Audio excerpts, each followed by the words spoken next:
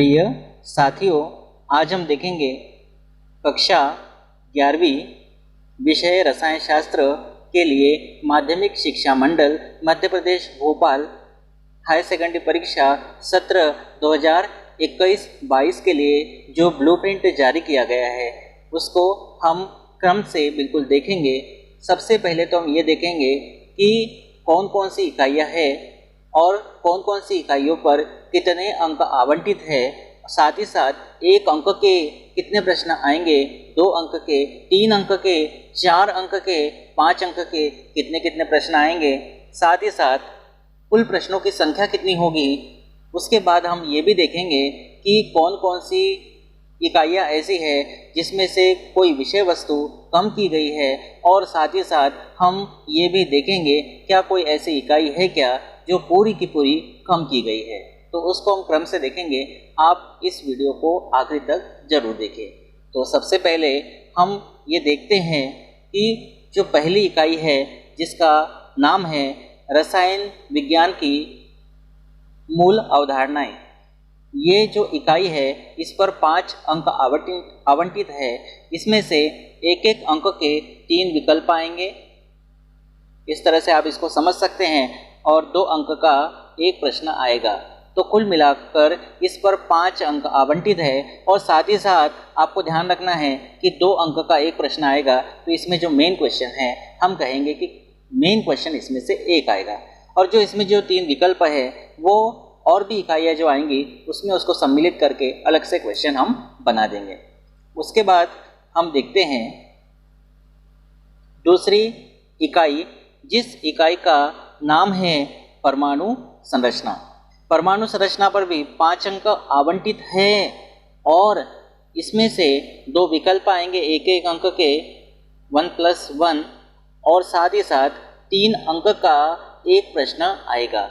तो इस तरह से ये हो जाएंगे 5 अंक। तो ये तो विकल्प है, इसमें से मेन क्वेश्चन एक आएगा, तो हम कह सकते हैं कि एक क्वेश्चन आएगा। उसके बाद हम चलते हैं तीसरी इकाई पर। तीसरी इकाई का नाम क्या है? तीसरी इकाई का नाम है तत्वों का वर्गीकरण एवं गुणों में आवर्तिता। इस पर भी 5 अंक आवंटित है। इसमें से 3 विकल्प आना है, 1+1+1, और साथ में इसमें से 2 अंक का एक प्रश्न आएगा। तो हम लिखेंगे +2 बराबर ये हो जाएगा 5। तो मेन क्वेश्चन इसमें से 2 अंक का आएगा। यहाँ पर आपको क्या बातें समझना है, आप ये देख पा रहे होंगे कि जो पहली इकाई है, जो दूसरी इकाई है, जो तीसरी इकाई है, इसमें से तो विकल्प आ ही रहे हैं, साथ में इसमें से 2 अंक के और 3 अंक के क्वेश्चंस बन रहे हैं। मतलब ज़्यादा बड़े क्वेश्चन जो बहुत ज़्यादा बड़े हो उसको आप अवॉइड कर सकते हो, और छोटे छोटे क्वेश्चंस पर ज़्यादा ध्यान फोकस कर सकते हो। इस तरह से अब हम देखते हैं इकाई 4, जिसका नाम है रासायनिक आबंधन एवं आणविक संरचना। ये 4 अंक की इकाई है। इसमें से 2 विकल्प आएंगे, 1+1, और साथ में यहाँ 2 अंक का एक प्रश्न मिलेगा। तो ये 2 बराबर हो जाएगा ये 4। इसमें से मेन क्वेश्चन कितना आएगा? इसमें से मेन क्वेश्चन आने वाला है 1। उसके बाद हम चलते हैं इकाई 5 है। इकाई 5 का नाम क्या है? इकाई 5 का नाम है द्रव्य की अवस्थाएं। द्रव्य की अवस्थाएं ये 5 अंक की इकाई है, और इसमें से यहाँ पर आएगा 2 अंक का एक प्रश्न और 3 अंक का एक प्रश्न। तो कुल मिला के इसमें 2 प्रश्न आएंगे, और जैसा कि मैंने आपको कहा 2 अंक का एक प्रश्न आएगा और 3 अंक का एक प्रश्न आएगा। कुल मिलाकर ये 5 अंक हो जाएंगे, और मेन क्वेश्चन होंगे 2 अंक का और 3 अंक का। इस तरह से आप इसको समझेंगे। अब हम देखते हैं अगली इकाई, जिसका नाम क्या है? ऊष्मागतिकी। जो ऊष्मागतिकी है इकाई 6वीं, जिसको हम कह रहे हैं ऊष्मागतिकी, इस पर 6 अंक आवंटित है, और इसमें से 2 विकल्प आएंगे, और 2 विकल्प आने के साथ साथ 4 अंक का एक क्वेश्चन आएगा। मतलब मेन क्वेश्चन इसमें एक आएगा। तो विभाजन कैसा है? एक एक अंक के 2 विकल्प और 4 अंक का एक प्रश्न। तो कुल मिला के 6 अंक इस पर आवंटित है। अब यहाँ ध्यान से समझना है, 4 अंक का प्रश्न आएगा तो इसको बहुत अच्छे से आपको तैयार करना है। 4 अंक में छोटा भी प्रश्न आ सकता है और बड़ा भी प्रश्न आ सकता है। आप कहेंगे छोटा प्रश्न कैसे आएगा, तो छोटा प्रश्न ऐसे आएगा कि आपको 4 छोटे छोटे प्रश्न मिलाकर 4 अंक बना दें, या 2-2 अंक के 2 प्रश्न बना दें तो कुल मिलाकर भी 4 हो जाएगा, या 4 अंक का भी एक प्रश्न बन सकता है। तो इसमें आपको बहुत सतर्क रह के तैयार करने की ज़रूरत है। और ऊष्मागति की जो अध्याय है आप जानते होंगे, इसमें से परिभाषाएं भी जनरली पूछी जाती हैं। अब हम देखते हैं अगली इकाई, जिसका नाम है साम्यावस्था, या जिसको हम इक्विलिब्रियम कहते हैं। ये 6 अंक की इकाई है। इसमें से एक विकल्प आएगा, साथ में 2 अंक का एक प्रश्न आएगा और 3 अंक का एक प्रश्न आएगा। तो एक विकल्प, एक 2 अंक का प्रश्न, एक 3 अंक का प्रश्न, कुल मिला के इसमें 6 अंक होंगे। और मेन क्वेश्चन इसमें होंगे कितने? मेन क्वेश्चन होंगे इसमें 2। उसके बाद हमारी जो अगली इकाई है, जिसका नाम है अपचय अभिक्रिया है, या जिसको हम कहते हैं रेडॉक्स अभिक्रिया है, या हम इसको कहते हैं ऑक्सीकरण अपचयन अभिक्रिया है। तो ये जो है, इसमें से यानी जो अपचय अभिक्रियाएं हैं, ये इस पर 6 अंक आवंटित है इस अध्याय पर। इसमें से एक विकल्प आएगा, और वो जो विकल्प आएगा वो आएगा 1, और बड़ा क्वेश्चन 5 अंक का एक आएगा, मतलब मेन क्वेश्चन इसमें 1 आएगा। तो आपने इसको समझा कि इसमें से क्या होने वाला है, एक विकल्प आने वाला है और एक 5 अंक का प्रश्न आएगा। तो कुल इस पर 6 अंक होंगे, मेन क्वेश्चन इसमें 5 अंक का एक ही आएगा। अब हम देखते हैं अगली इकाई, जिसका नाम है हाइड्रोजन, और इस पर 3 अंक आवंटित है। और बहुत बढ़िया तरीके से आप ये बात देखेंगे कि इसमें 3 विकल्प आने वाले हैं, और वो 1 + 1 + 1 इस तरह से होंगे। तो ये विकल्प के रूप में तीनों आने वाले हैं। तो आपको इस अध्याय पे ज़्यादा फोकस करना है, विकल्पों पर इस पर फोकस करना है। विकल्प बहुत अच्छे से तैयार करना है हाइड्रोजन के, ज़्यादा कठिन नहीं आएंगे, सिंपल ही आएंगे, लेकिन आपको करना है विकल्प पर फोकस। उसके बाद अगली इकाई है, जिसका नाम है एस ब्लॉक के तत्व। ये 5 अंक की इकाई है। इस पर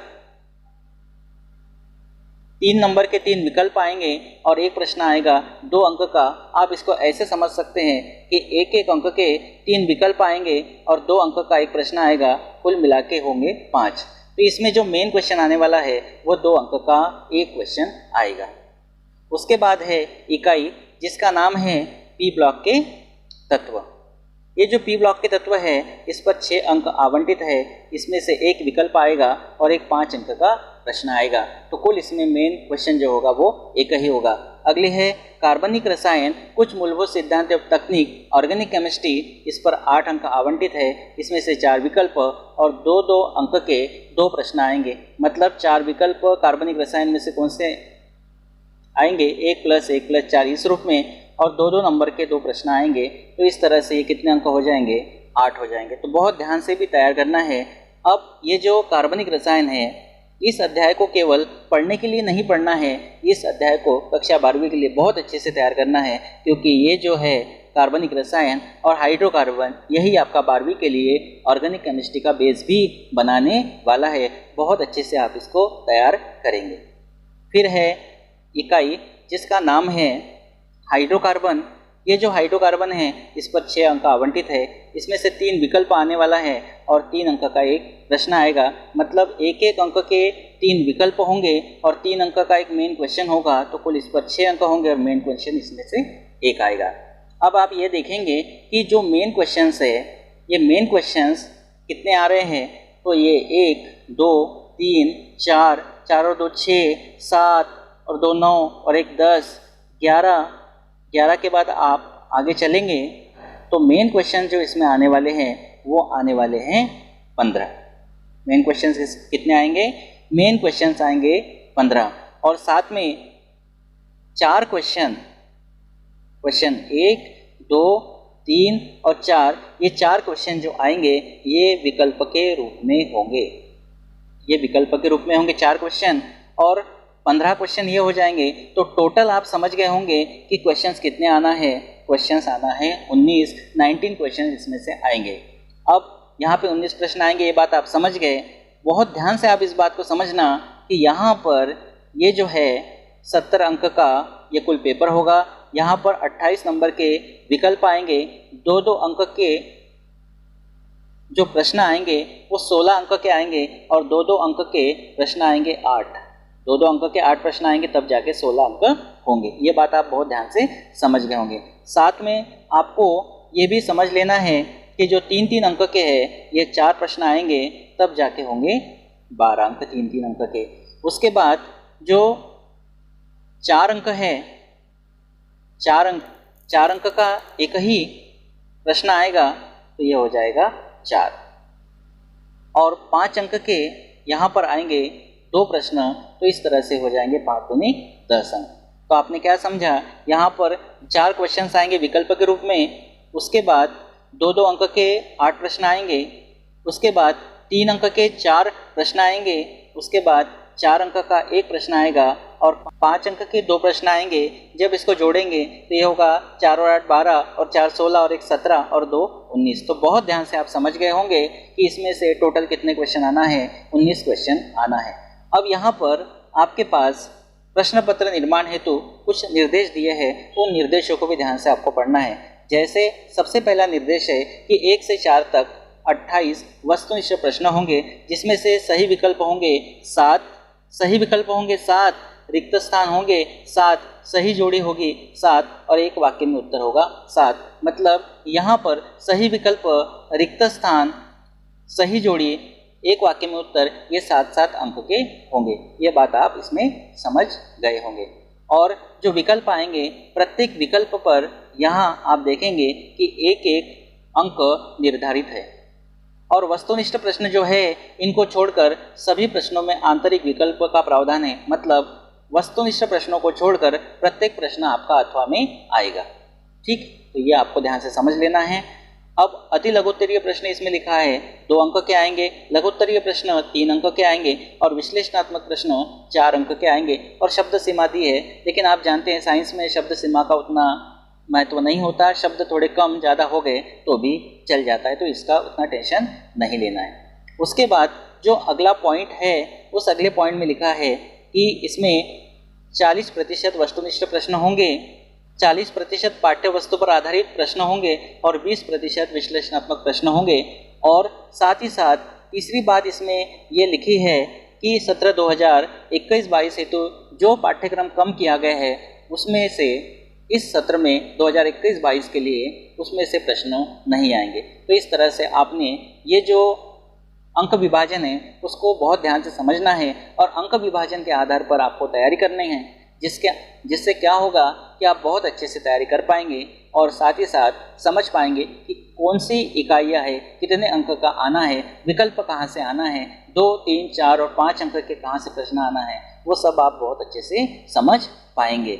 अब हम चलते हैं कम किए गए पाठ्यक्रम की विषय वस्तु पर। कौन कौन से पाठ्यक्रम ऐसे हैं जो कम किए गए हैं। तो सबसे पहले इकाई जो 1 है, यहाँ एकक लिखा है मतलब इकाई 1, इसमें से आपको द्रव्य की प्रकृति, डाल्टन का परमाणु सिद्धांत और परमाणु द्रव्यमान, इस टॉपिक को कम किया गया है। ये टॉपिक्स आपको तैयार नहीं करने हैं, ये आपको ध्यान रखना है। उसके बाद जो दूसरा इकाई है, एकक है, यहाँ इकाई और अध्याय एक ही है। अगर एक इकाई है तो उसमें एक ही अध्याय है, दूसरी इकाई है तो दूसरा ही अध्याय है, मतलब एक ही अध्याय है। इसमें से आपका कम किया गया पाठ्यक्रम है या कम की गई विषय वस्तु है अपरमाणविक कण, परमाणु मॉडल और बोर के परमाणु मॉडल के विकास की पृष्ठभूमि, इसको कम किया गया है। तो ये भी आपको ध्यान रखना है और उसी के आधार पर आपको तैयारी भी करना है। अब हम चलते हैं तीसरी इकाई, और तीसरी इकाई में से कम किया गया है तत्वों का वर्गीकरण क्यों आवश्यक है, इसको, और आवर्त सारणी की उत्पत्ति, इसको कम किया गया है। चौथी इकाई है उसमें से फॉर्मल आवेश, समनाभिकीय द्विपरमाणु में आबंधन और हाइड्रोजन आबंधन, इसको कम किया गया है। इकाई 5 इसमें से अंतराण्विक बल, गतिज ऊर्जा एवं अणुक गति, आदर्श गैस विचलन, इसको कम किया गया है। इकाई 6 इसमें से स्वतः प्रवर्तिता, ये वाला टॉपिक, गिब्स ऊर्जा परिवर्तन एवं साम्यावस्था, ये टॉपिक इनको कम किया गया है। उसके बाद जो इकाई 7 है उस इकाई 7 में से अम्ल क्षारकों का आयनन और बफर विलयन इस विषय वस्तु को टॉपिक को कम किया गया है। इकाई 8 में से अपचयोपचय अभिक्रियाओं के प्रारूप और अपचयोपचय अभिक्रियाएं तथा इलेक्ट्रो प्रक्रम इनको कम किया गया है। इकाई 9 में से क्या कम किया गया है? डाइहाइड्रोजन बनाने की विधि, डाइहाइड्रोजन के गुण और हाइड्रोजन परऑक्साइड। इकाई 10 में से सोडियम के कुछ महत्वपूर्ण यौगिक, सोडियम एवं पोटेशियम की जैव उपयोगिता, कैल्शियम के कुछ महत्वपूर्ण यौगिक, मैग्नीशियम एवं कैल्शियम की जैव उपयोगिता, ये टॉपिक है। उसके बाद जो अगली इकाई है इकाई 11, इस इकाई 11 में से बोरान के कुछ महत्वपूर्ण यौगिक और बोरान व एल्यूमिनियम तथा इनके यौगिकों के उपयोग, कार्बन व सिलिकॉन कुछ महत्वपूर्ण यौगिक एवं उनके उपयोग, साथ ही साथ इकाई 12 में से कार्बनिक यौगिकों के शोधन की विधियाँ, कार्बनिक यौगिकों का गुणात्मक विश्लेषण और मात्रात्मक विश्लेषण। इकाई 13 में से मुक्त मूलक, हैलोजनीकरण, दहन और पायरोलिसिस, जिसको हम तापीय विघटन या तापीय अपघटन के नाम से जानते हैं। और जो इकाई 14 है जिसका नाम है, ऊपर इसका उल्लेख नहीं हुआ था, पर्यावरणीय रसायन, इसलिए उल्लेख नहीं हुआ था क्योंकि ये पूरी की पूरी इकाई जो है इस सत्र के लिए 2021-22 के लिए कम कर दी गई है। मतलब पर्यावरणीय रसायन इस सत्र का जो प्रश्न पत्र बनेगा तो इसमें से नहीं आएगा।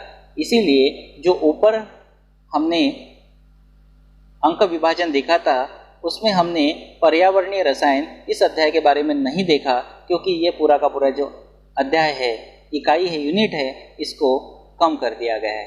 तो ये पूरा का पूरा टॉपिक वाइज कि कौन कौन से टॉपिक कम किए गए हैं और साथ में कौन सी इकाइयों पर कितने अंक आवंटित है उसका बहुत बढ़िया तरीके से विश्लेषण आपके सामने प्रस्तुत किया है। बहुत ध्यान से आप इसको समझेंगे और इसी के आधार पर आप अध्ययन करेंगे। तो उम्मीद करता हूँ आज का वीडियो आपको अच्छा लगा होगा। अगर आप मेरे चैनल पर पहली बार आए हैं तो चैनल को सब्सक्राइब कर लीजिए, बेल आइकन को प्रेस कर लीजिए। Thank you.